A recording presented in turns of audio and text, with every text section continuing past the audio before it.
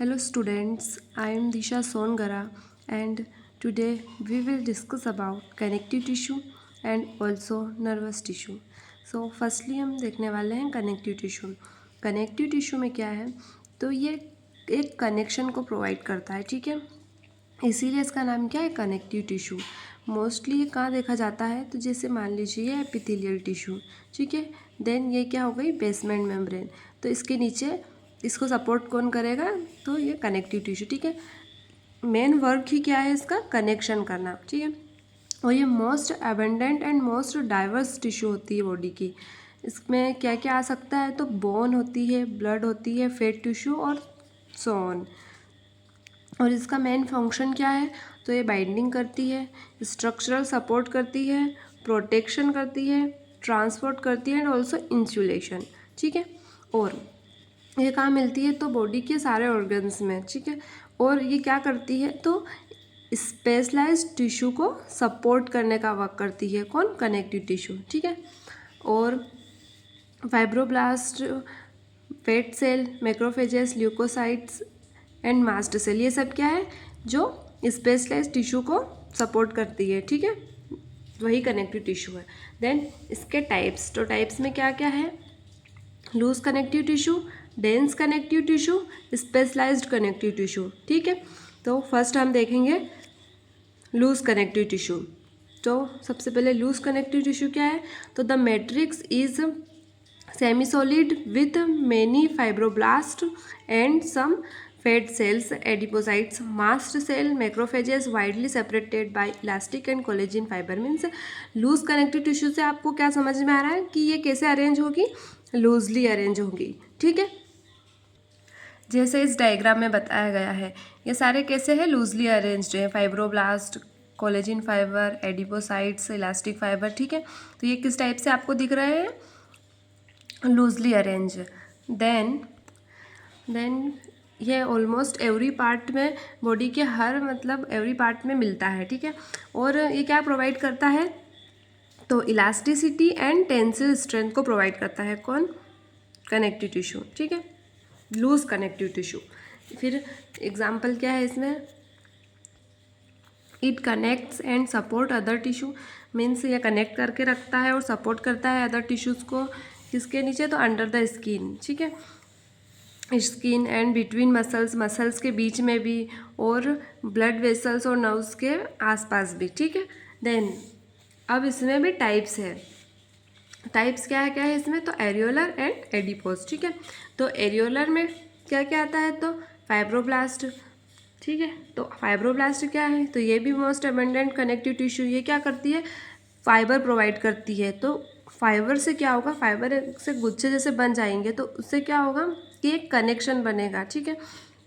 Then large and irregular process, इसमें कैसे, ये लार्ज और इरेगुलर होती है, ठीक है। लार्ज पूरी फैली हुई होती है, देखो जैसे मैं बताती हूँ, जैसे इस डायग्राम में बताया गया है, ठीक है। तो ये कैसे है, इसका लार्ज शेप है और किस टाइप से ये लार्जली पूरी फैली हुई है, ठीक है, वही इसमें बताया गया है कि कैसे ये इरेग्युलर प्रोसेस है और लार्ज है, ठीक है। फिर ये क्या करती है, तो कोलेजिन एंड इलास्टिक फाइबर को मैन्युफैक्चर करती है, ठीक है। तो पूरी बॉडी भी किससे मिलकर बनी होती है, हमारी कोलेजिन फाइबर से। Collagen fibre provide a supporting fibrous network in highly active tissue such as liver. ये क्या करता है, प्रोवाइड क्या करता है, सपोर्ट करता है। और ज़्यादातर किसको सपोर्ट करता है, तो जो हाईली एक्टिव होती है, क्या रहती है, लीवर रहती है, ठीक है। ये क्या करती है, मेटाबॉलिज्म में हेल्प करती है, तो ये सबसे ज़्यादा एक्टिव होती है, ठीक है। तो इसमें भी क्या हेल्प करती है, कोलेजिन हेल्प करती है, सपोर्ट प्रोवाइड करती है, ठीक है। Then fibroblast also active in tissue repair and wound healing. Means अगर कुछ हमारे टिश्यू में अगर कुछ लग गया या फिर कुछ प्रॉब्लम हो गई या कुछ कट वट लग जाता है, ठीक है, तो वो क्या, एक वुंड, तो उसको भी हील करने में हेल्प करती है, क्या, फाइब्रोब्लास्ट। देन नेक्स्ट है मैक्रोफेजेस। तो ये भी क्या है, लार्ज इरेगुलर शेप्ड सेल है विथ ग्रेन्यूल्स इन साइटोप्लाज्म। किस फॉर्म में है ये, तो ग्रेन्युलर फॉर्म में है, जैसे इसमें बताया गया क्या, मैक्रोफेजेस। तो ये कैसे, ग्रेन्यूल्स के फॉर्म में, ठीक है, किसमें, साइटोप्लाज्म में। तो इसका कैसा नेचर है, तो ये कुछ तो इसमें फिक्स्ड होती है, ठीक है, और कुछ कैसी होती है, मोटाइल होती है। Then important part of body defence mechanism means यह एक इम्पोर्टेंट पार्ट है किसका, जो बॉडी का डिफेंस मैकेनिज्म है, किससे डिफेंस करते हैं, तो जो फॉरेन पार्टिकल्स होते हैं उनसे लड़ाई करने का या फिर उनको दूर करने का, उनसे लड़ने का काम किसका होता है, मैक्रोफेजेस का, तो उसमें भी ये हेल्प करती है। देन नेक्स्ट क्या है, मास्ट सेल। तो मास्ट सेल क्या है, their cytoplasm is packed with granules sorry, इसका भी जो साइटोप्लाज्म में होता है वो कैसे पैक्ड होता है, ग्रेन्यूल से। इसमें ये क्या कंटेन करती है मास्ट सेल, तो heparin, histamine and other substance. जैसे हिस्टामाइन क्या करता है, अगर इन्फ्लामेशन हो रहा है तो हिस्टामाइन का सिक्रीशन हो जाएगा, क्यों, एलर्जिक रिएक्शन होगी, जिससे प्रोटेक्शन हो सके, जिससे फॉरेन पार्टिकल से हम डिफेंस कर सकते हैं। ये भी किस टाइप से वर्क करता है, एक डिफेंस मैकेनिज्म से, ठीक है। देन हेपेरिन ये कोएगुलेशन में हेल्प करता है। क्या करता है हेपेरिन, तो ये प्रिवेंट करता है कोएगुलेशन का। देन नेक्स्ट क्या है, एडिपोस टिश्यू। तो adipose tissue it is consist of fat cell. तो ये किससे मिलके बना होता है, फैट सेल से, ठीक है। ये क्या सेकेंड, एक तो क्या था हमारा एरियोलर, ठीक है। देन नेक्स्ट क्या, एडिपोस टिश्यू। तो it consist of fat cell, adipocytes, ठीक है, कंटेनिंग लार्ज फैट ग्लोब्यूल। ये क्या कंटेन करता है, लार्ज फैट ग्लोब्यूल, ठीक है, इन अ मैट्रिक्स और एरियोलर टिश्यू, जिसे मैं बताती हूँ आपको। देखिए इसमें बताया है, ये क्या है, एक फैट ग्रेन्यूल्स, ठीक है। यहाँ पे क्या हो रहा है, फैट स्टोरेज हो रहा है, ठीक है। देन ये क्या है, plasma membrane and then nucleus, ठीक है। Then it is also two types. जो फर्स्ट क्या है, तो white adipose tissue and second brown adipose tissue. तो वाइट एडिपोस टिश्यू क्या होता है, तो 20 to 25% of body weight in adult with normal body mass. Means जो 20 to 25% बॉडी वेट होता है वो किसका होता है, एडिपोस टिश्यू का, एक नॉर्मल बॉडी मास में, ठीक है।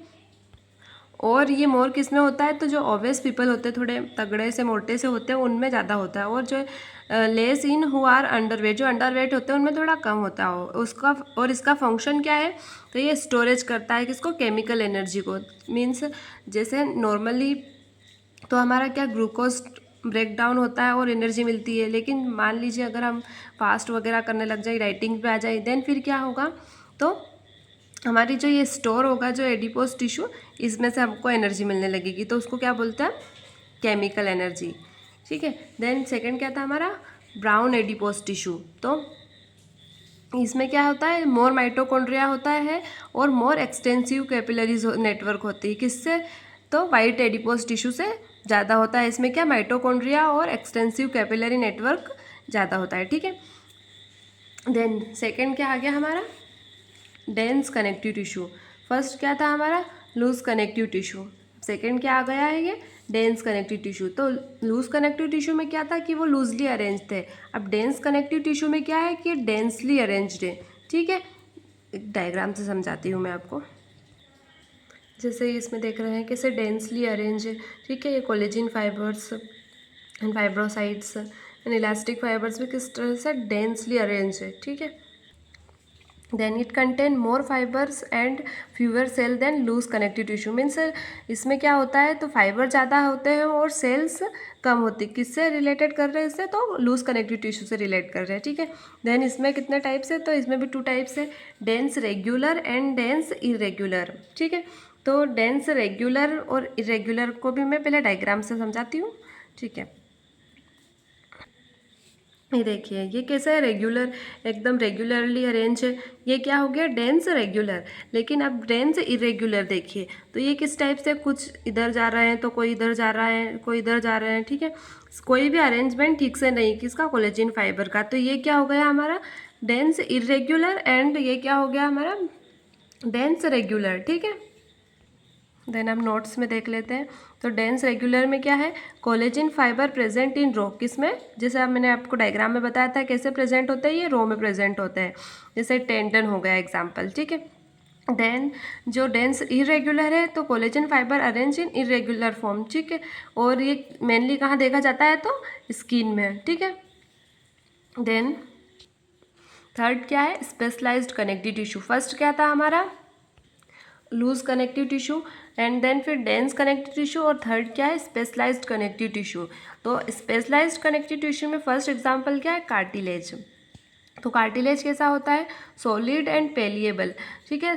थोड़ा सा सॉलिड होता है, और पेलिएबल मतलब कि वो थोड़ा सा हल्का सा नरम बोल सकते हैं या फिर सॉफ्ट बोल सकते हैं, ठीक है। जैसे बोन क्या होती है, एकदम कड़क होती है, हार्ड होती है, ठीक है, वो मुड़ नहीं सकती है, ठीक है। लेकिन ये क्या होगा, पेलिएबल कार्टिलेज थोड़ा सा मुड़ सकता है। जैसे हमारी जो नोज टिप है वो थोड़ी सी मुड़ सकती है अगर हम उसको करें तो, या फिर कान, कान भी किससे मिलके बता, हमारा जो आउटर ईयर है, ठीक है। तो इसको भी हम थोड़ा बहुत इधर उधर कर सकते हैं, लेकिन बोन को ऐसा नहीं कर सकते, है ना। तो कार्टिलेज क्या हो गया, पेलिएबल हो गया। फिर cell of this tissue called chondrocyte, means इसकी सेल को क्या बोलते हैं हम, तो कॉन्ड्रोसाइट, ठीक है। तो जैसे ये मैंने एक डायग्राम बताया कि ये मान लो ये जॉइंट है, ये क्या इसका बोन, ये बोन है, तो बोन का ये वाले पार्ट में क्या मिलेगा हमको, कार्टिलेज, जिससे क्या होगा, जॉइंट ठीक से हो पाएगा। जैसे एग्जाम्पल में क्या है इसमें, नोज टिप पे भी क्या होती है, कार्टिलेज होती है। ईयर पिन्ना पे भी क्या होता है, या ईयर पिन्ना और आउटर ईयर जॉइंट, इसमें भी क्या होता है, तो कार्टिलेज होती है। और कहाँ पे होती है, तो जो वर्टेब्रल कॉलम है तो उसमें भी जो बीच बीच में क्या होती है, तो उसमें भी कार्टिलेज होती है, ठीक है।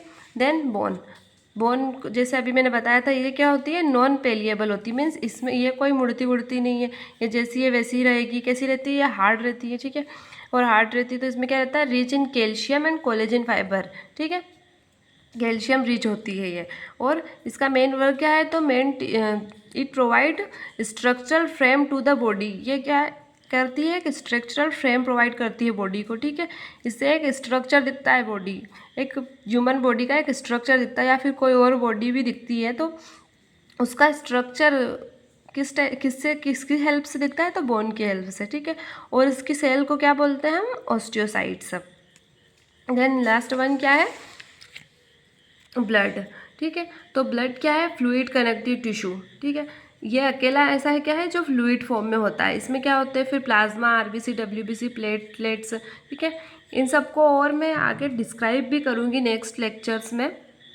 अभी क्या हम केवल टिश्यू देख रहे हैं, तो बस टिश्यू के एग्जांपल्स देख रहे हैं कि भाई बोन होती है, ब्लड होती है, ठीक है। आगे एक पूरा चैप्टर होता है ब्लड का, तो वो भी मैं आपको आगे समझाऊंगी, ठीक है।